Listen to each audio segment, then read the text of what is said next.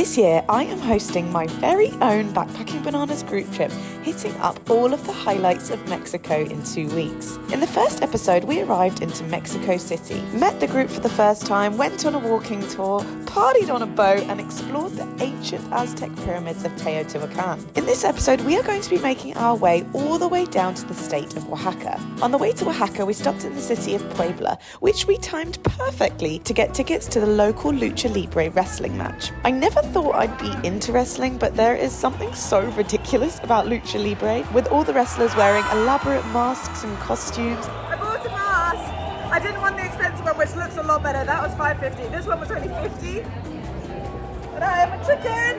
Their big muscles glistening with sweat as they do backflips in and out of the ring, off each other, as well as other pretty impressive acrobatics. You can order beers straight to your seat for 60 pesos, and suddenly the crowds are going crazy over their favorite contenders, and suddenly I am thoroughly enjoying myself.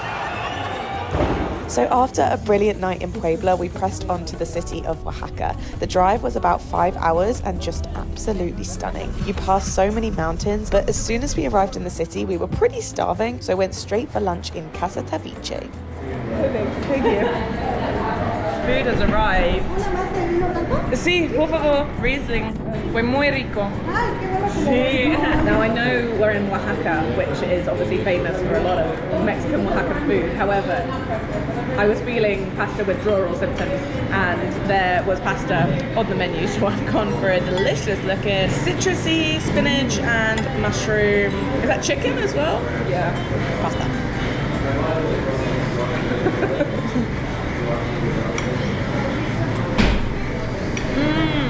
Oh, that's really good.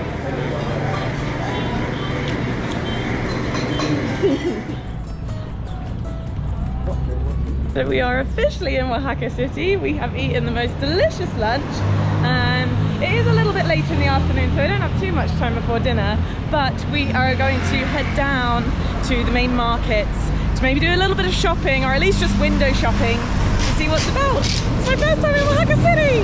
The roads here are so cute, and I tell you what, they're really reminding me of Arequipa in Peru. Not everyone loves it when I make comparisons, but I think that they're similar. This is what Oaxaca is famous for, is its mole. And I've had it before, and I'm really not a fan. It's very acquired taste, but people love the Oaxacan mole. Mole con camarón, with shrimp, con ajonjolí, black mole, green mole, red mole, mole. Okay, what have you bought, Chloe? So this is for Theodore. Oh, stop! I feel like that will be big for a newborn. He's a chunky baby. Oh. He's a chunky boy. I'm worried it's not going to fit, if anything. Oh, with the shorts! Oh, that is too cute! I love it. You know I want to buy things, but I'm not going to. No space in the backpack. Famous last words, though. Our hats! This is so fun. Reminds me of the hats in Australia, that where it hangs down from here, the tassels. How do you normally wear your belts? With jeans. Like underneath the shirt. I'm just checking. Yeah. It goes like that, actually. I was like, that's how I wore my belts in like 2008. Yeah.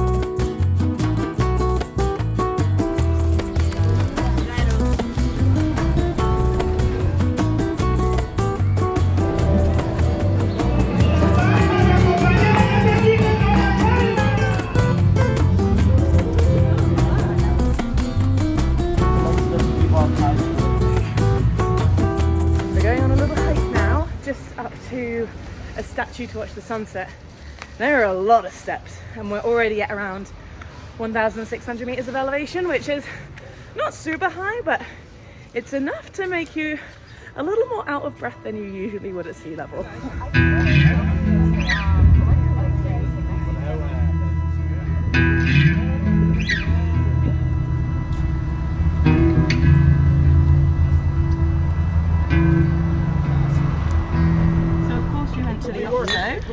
To pick up some drinks. Now I've been having Modelo's, but I saw the girls have some Carabao coolers the other day, and I remember I have had them before and they do taste very nice. So I went for a Carabao cooler, and also we will be trying the El Jimador new mix. Cheers! Cheers! Oh yeah, here we go. Cheers.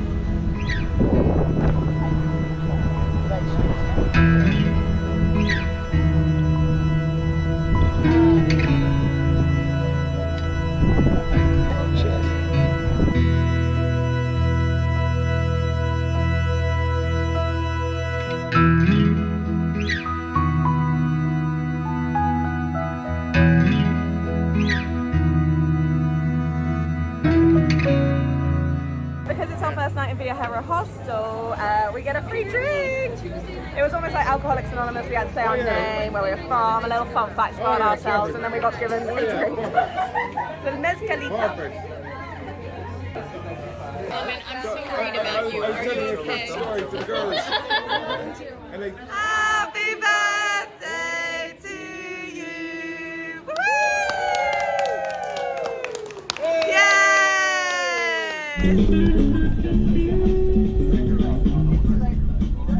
It's another absolutely stunning day in Oaxaca. Beautiful sunny skies as usual.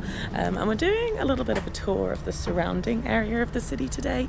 And our first stop is the Tapista.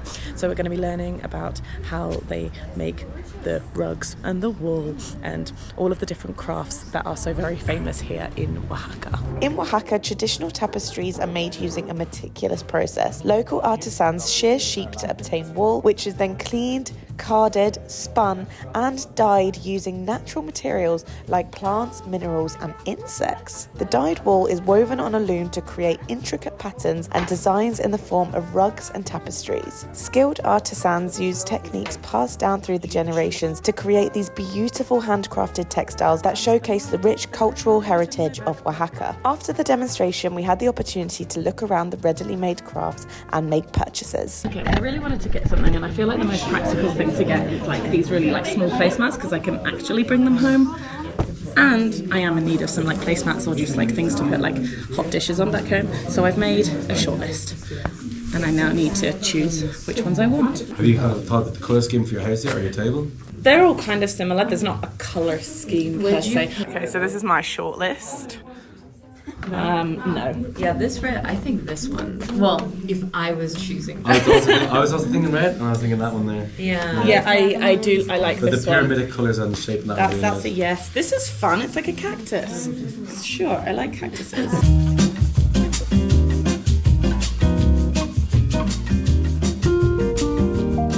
All right, we have made our decision. We're going with these four.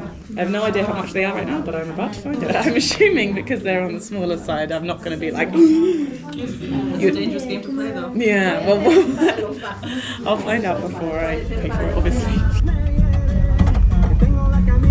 Okay, so the next stop on our whirlwind tour around Oaxaca area is Hierve El Agua, another place I have never been before. Anyone wants to get giant beers? They're here. Priorities. If you want to go get a big beer, then go to the bathroom and feel really special. You can also do that. And we'll get a big beer or several small beers. Hola. Ooh. ¿Qué tienes?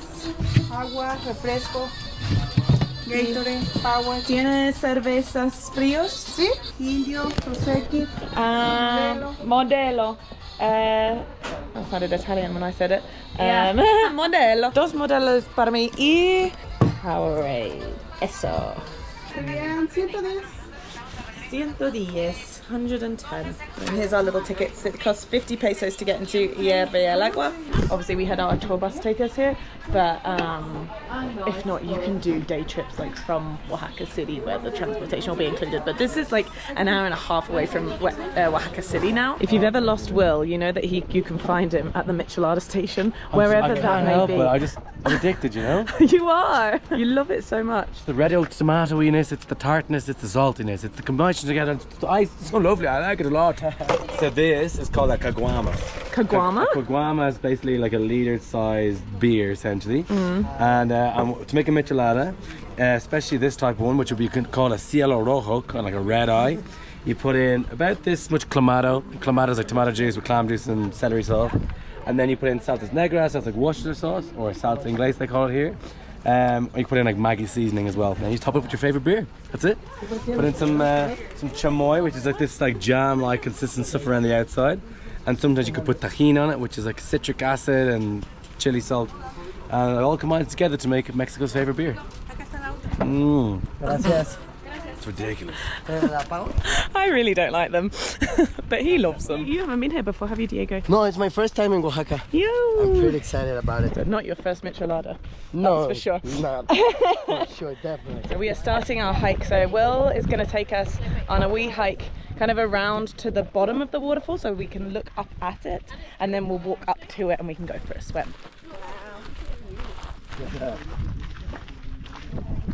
Wow. So these are the pools that we're going to go swimming in a little bit, but we're going to hike around to the bottom of them first. So at the very end of the cliff there, you can see almost looks like melted candle wax down the end. Yeah.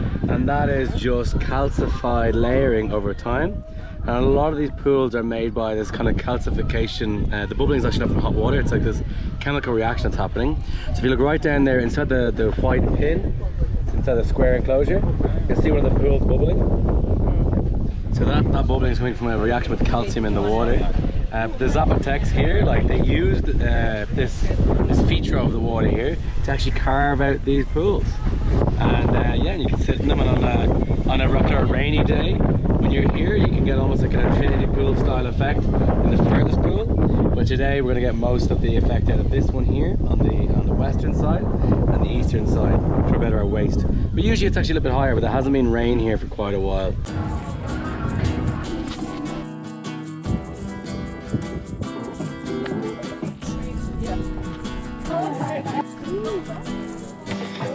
I do reckon that free solo guy could probably do that easy. Really? Yeah, I do. With equipment, of course. No, he could free climb that. Shimmy up it somehow. I reckon I could do it with equipment. Yeah. Not directly up there, that would be impossible. This is like, As well as wet. it's a crazy On view. the right side, it's super doable. Not that we're going to rock climb it today, we're going to walk back up the steps.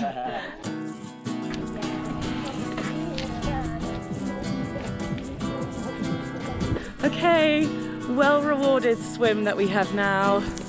How is it? It's good. Super nice. Oh, really cold?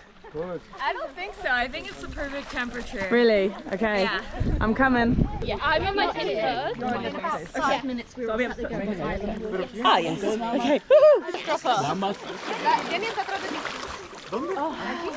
Yes, please. It is lovely.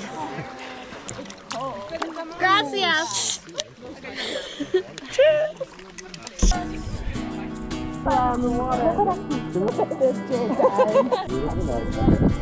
We are here with our warm Modelo's.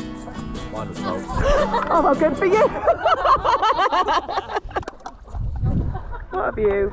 And this is the other pool in here. This one was a lot bigger and there's a lot more people. I think it's because it's more shallow than the other one. It's also super beautiful. I love the way that there's like an infinity pool-esque view on the outside of it. Super nice here. I've really enjoyed it. I love just coming to like natural places where there's natural places to swim, wild swimming if you will.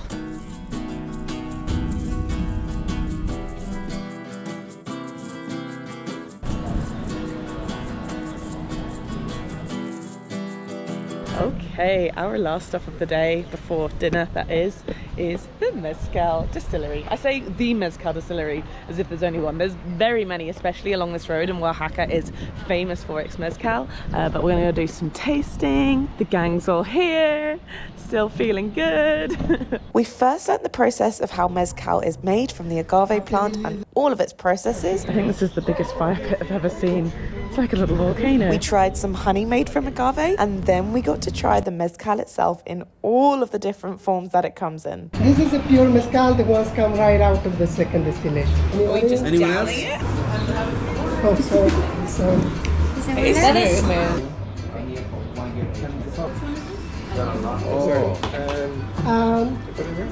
Guys, if you like to dip it in the warm salt like this, okay, we're gonna give you the mezcal. Do I chew it? So? Fine. I'm pretty sure you might do that in reverse, no? Fine. Mezcal and orange. I can't believe I just ate a worm. Oh, my eyes are Yeah, watering. I'll do the worm. I'll do the worm. Oh, yeah. Yeah, go on, do the worm. Do the worm. Oh, person. Has been good for like that. Yeah, the orange. Oh, he hates it. No, it's great. It's lovely. It's artisanal.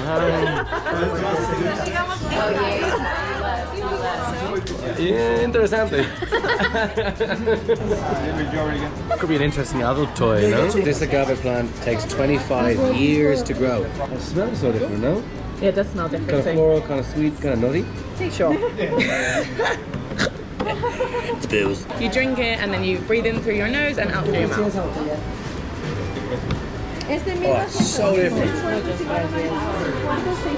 I got a floral taste off it, no? Yeah, it's actually nice. Yeah. It's sweet. I can't believe I'm just drinking spirits. This is really unlike me.